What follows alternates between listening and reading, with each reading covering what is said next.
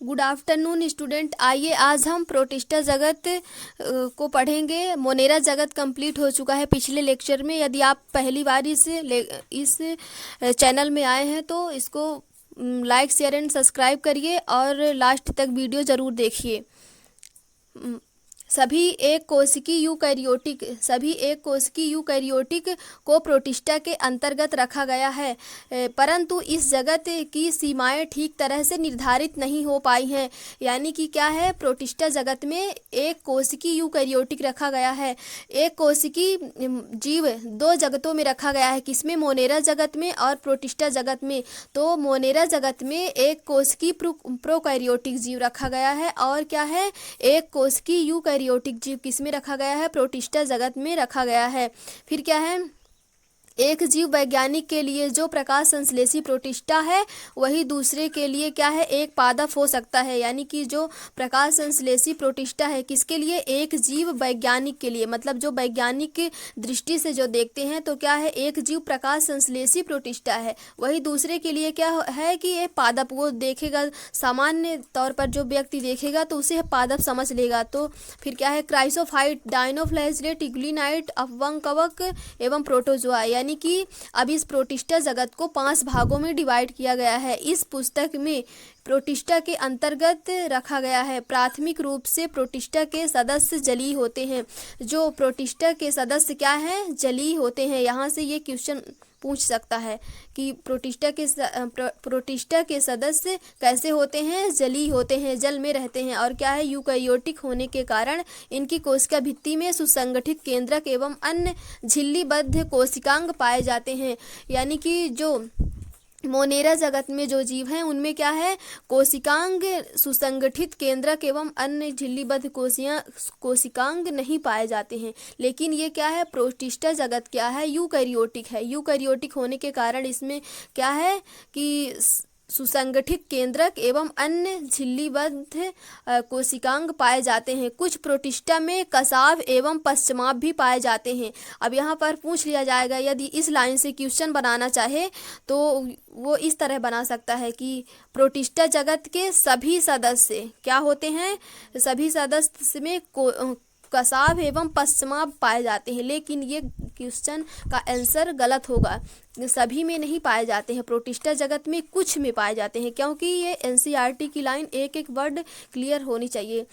कुछ प्रोटिस्टा में कसाव एवं पश्चमाप पाए जाते हैं, सभी में नहीं पाए जाते हैं। ये अलैंगिक तथा कोशिका संलयन युग्मनज से बनने की विधि लैंगिक प्रजनन करते हैं। यानी कि यदि इसमें पूछा जाए कि प्रजनन कितने प्रकार का इसमें पाया जाता है, तो कोशिका संलयन द्वारा यानी कि फ्यूजन द्वारा अलैंगिक प्रजनन, और क्या है, लैंगिक प्रजनन। यानी कि 3 प्रकार का रिप्रोडक्शन यहाँ इसमें पाया जाता है। अब आइए हम प्रोटिस्टा जगत के कुछ गुण देखते हैं कि क्या क्या उसमें गुण पाए जाते हैं। एक कोशिकी यूकैरियोटिक, यानी कि क्या है, ये एनसीईआरटी की लाइन हम उठाकर क्या है, नोट्स बनाए हैं, जिससे स्टूडेंट को क्या हो कि समझने में सरलता हो और याद करने में भी कठिनाई नहीं होती है यदि हम प्रॉपर नोट्स अपना खुद का बनाते हैं तो। फिर क्या है, प्राथमिक रूप से प्रोटिस्टा के सदस्य क्या होते हैं? जलीय होते हैं। क्या होता है? प्राथमिक रूप से जलीय होते हैं। ये इस लाइन से क्वेश्चन हर 1000 तरह की वो बनाकर पूछ सकता है। फिर क्या है, प्रजनन क्या होता है? अलैंगिक प्रजनन होता है कोशिका संलयन यानी फ्यूजन द्वारा। और क्या है, युग्मनज यानी कि जाइगोट, जब जाइगोट का निर्माण होता है, यानी कि क्या है, ये लैंगिक प्रजनन में ये आएगा। क्योंकि ये मेल एवं फीमेल के क्या होते हैं, युग्मक संलयन करते हैं, तब युग्मनज यानी कि द्विगुणित बनता है। और क्या है, युग्मक क्या होता है? अगुणित होता है। और युग्मनज क्या होता है? द्विगुणित होता है।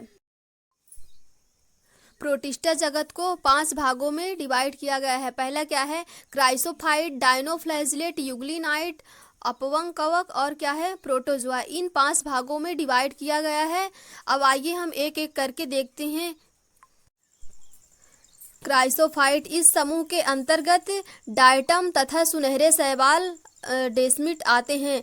ये स्वच्छ जल एवं लवणीय समुद्री पर्यावरण दोनों में पाए जाते हैं। यानी क्या है कि क्राइसोफाइट के जो सदस्य हैं ये क्या है, ये डायटम तथा सुनहरे शैवाल इसमें क्राइसोफाइट में आते हैं। और ये क्या है, स्वच्छ जल में पाए जाते हैं और स्वच्छ जल में पाए जाते हैं और लवणीय जल दोनों में पाए जाते हैं। यदि इसमें पूछा जाए कि स्वच्छ जल और लवणीय जल यानी क्लीन वाटर और क्या है मेराइन वाटर में पाए जाने वाले प्रोटिस्टा के कौन से सदस्य के जीव पाए जाते हैं, तो क्या है क्राइसोफाइट के अंतर्गत ये आएंगे। फिर क्या है, ये अत्यंत सूक्ष्म होते हैं यानी कि क्या है माइक्रो ऑर्गेनिजम्स की तरह होते हैं तथा जलधारा के साथ निश्चित रूप में बहते हैं। यानी कि ये ठहरे हुए वाटर में नहीं रहते हैं। यदि पूछा जाए कि क्राइसोफाइट के सदस्य क्या है, ये ठहरे हुए जल में रहते हैं, तो ठहरे हुए में नहीं रहते, जलधारा के साथ निश्चित रूप से क्या होते हैं, बहते हैं।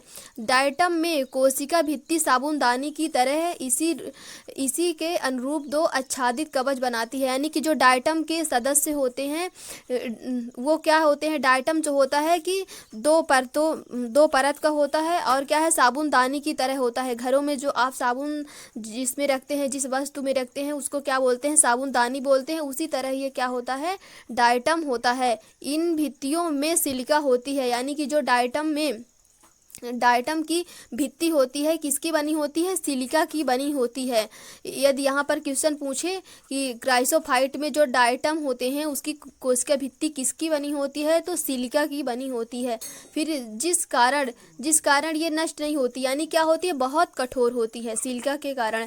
इस प्रकार मृत डायटम अपने परिवेश वास स्थान में कोशिका भित्ति के अवशेष बहुत बड़ी संख्या में छोड़ जाते हैं। यानी कि बहुत वर्षों तक क्या होता है, बहुत सारे जीव मरते रहते हैं और उसमें उनके अवशेष इकट्ठा होते रहते हैं। तो फिर क्या होता है कि मतलब एक ढेर कूड़ा करकट की तरह इकट्ठा हो जाता है और वो क्या होता है, डायटमी मृदा बोलते हैं। और उस डायटमी मृदा क्या होती है, कणमय होने के कारण, यानी कि जो कणमय होने के कारण इसका उपयोग किसमें किया जाता है, इसका उपयोग ये पालिश करने, तेलों तथा सिरप के निस्यंदन में। अब यहाँ पर पूछ लिया जाएगा कि जो डायटमी मृदा है, डायटमी मृदा का कणमय होने के कारण इनके उपयोग हैं पालिश करने में, दूसरा ऑप्शन दे देगा तेलों में, और तीसरा ऑप्शन दे देगा सिरप में, और चौथा ऑप्शन दे देगा कि उपरोक्त सभी। तो क्या होगा, उपरोक्त सभी मतलब आंसर इसके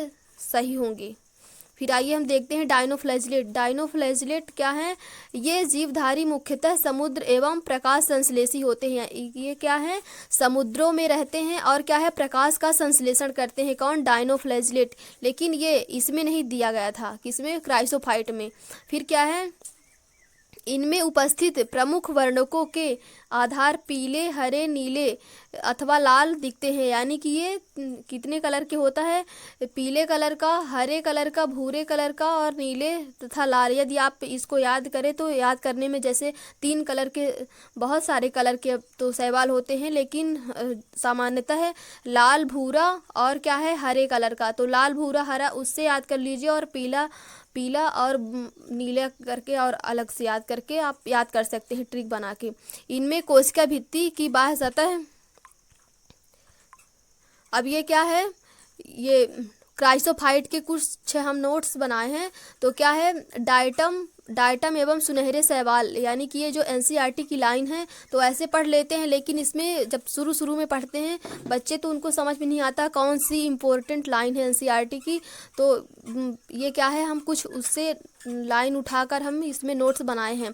तो क्या है, क्राइसोफाइट के विशेष लक्षण क्या है, इसमें डायटम एवं सुनहरे शैवाल पाए जाते हैं। सुनहरे शैवाल को क्या बोलते हैं, डेस्मिड बोलते हैं। फिर क्या है, स्वच्छ जल एवं लवणीय जल, यानी कि जो स्वच्छ जल और लवणीय जल यानी दोनों में पाए जाते हैं, क्लीन वाटर एवं मेराइन वाटर दोनों में। फिर क्या है, अत्यंत सूक्ष्म यानी कि माइक्रो ऑर्गेनिज्म की तरह होते हैं और जलधारा के साथ ये बहते रहते हैं। यानी कि जो ठहरा हुआ जल रहता है, जैसे तालाब में ठहरा हुआ रहता है, तो ये क्या है, वो उस तरह में नहीं रहते। ये जो बहती हुई धारा रहती है पानी की, उसमें ये रहते हैं। कौन, क्राइसोफाइट। अब क्राइसोफाइट क्या है, प्रोटिस्टा का प्रथम सदस्य है।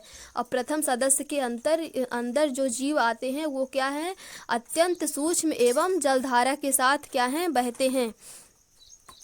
फिर क्या है डायटमी मृदा। डायटमी मृदा, अब जो उसमें क्या है बहुत सारे अवशेष इकट्ठा होते जाते थे, तो डायटमी मृदा थी, तो उसका यूज क्या है कड़मई होने के कारण उपयोग यानी कि पॉलिश करने में, तेलों में तथा सिरफ के निस्यंदन में होता था। फिर क्या है डायटम की कोशिका भित्ति। अब डायटम की जो कोशिका भित्ति है किसकी तरह होती है, साबुनदानी की तरह होती है। इसमें ये पूछ लिया जाता है कि डायटम की कोशिका भित्ति किस तरह होती है, साबुनदानी की तरह होती है। और ये क्या है दो परतों की होती है, ना कि एक परतों की, दो परतों की होती है। जैसे कि हमारा साबुनदानी जो है दो मतलब उसके भाग होते हैं जिसमें हम रखते हैं और एक ढकने वाला भाग, तो उसी तरह ये होता है।